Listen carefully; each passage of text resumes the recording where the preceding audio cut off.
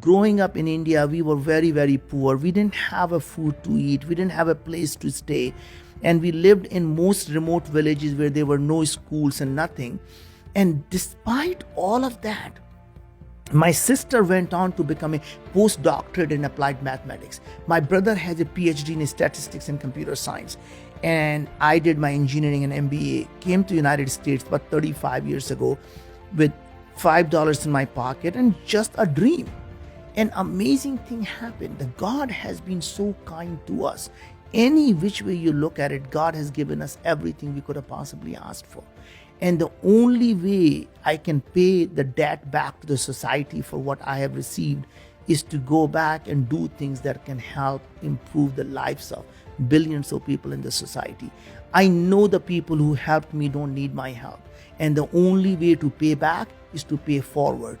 And I hope that by the time I die, I would have paid my debt back to the society. If you are unhappy with yourself, if you don't love yourself, and you are unhappy with yourself, it doesn't matter. You could be in paradise and you bring that unhappiness with you. And if you are in love with yourself, and when I say love with yourself, I just want to make sure I'm not talking about being self-conceited. What I mean, right, you're not looking for approval from someone else because you're comfortable who you are. You're not looking for someone to approve of who you are. And then if you are happy inside, you could be sitting in a dark corner and you are happy because you don't need someone to make you happy. Mm-hmm. Happiness is a choice, and people can make that choice every single day.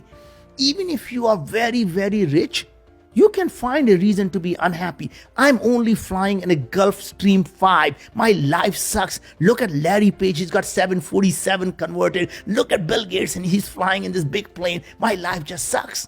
Or you can say, oh my God, I woke up from the bed and my joints don't ache. How lucky I am. I turn around and say, wow, look at the women next to me. I am just so lucky, right? Every day you can find reasons for you to be happy. The happiness is when you are comfortable with who you are. And the minute you start to prove to someone else, then you are never successful and never happy. And that's the reason why I believe the only way to measure you're successful or not, the day you become humble is the day you become successful. If you still have iota of arrogance left in you, then you're still trying to prove something to yourself or someone else. And the day you let go of that, you're successful.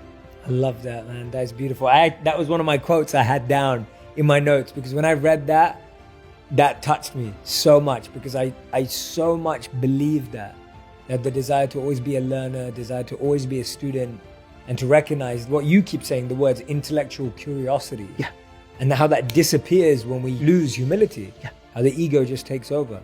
And even, I think, you and I briefly were talking about education. And that is, again, another problem we are facing is that we believe the job of the teacher or job of the parent is to take the horse to the water, take the child, make them drink. And I think that is the fundamental problem. We are not creating the thirst.